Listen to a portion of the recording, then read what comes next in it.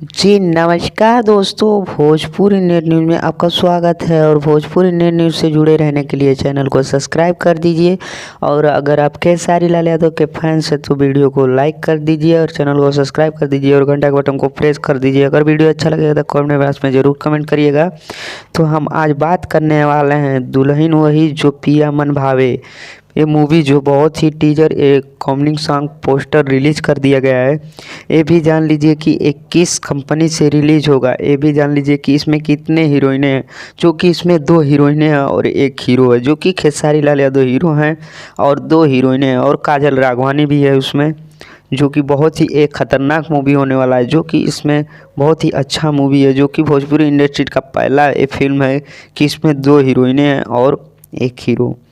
तो ये किस फिल्म से आने वाला है, किस कंपनी से आने वाला है, किस यूट्यूब चैनल से आने वाला है, अब बता दूं कि ये ऐसी फिल्म से आने वाला प्रतिगी जो है उससे आने वाला है। तो आप लोग ज़रूर देखिए और टीजर को ज़्यादा से ज़्यादा सोशल मीडिया के माध्यम से तो ट्रेलर्स उसको रिलीज़ होना जाने चाहिए।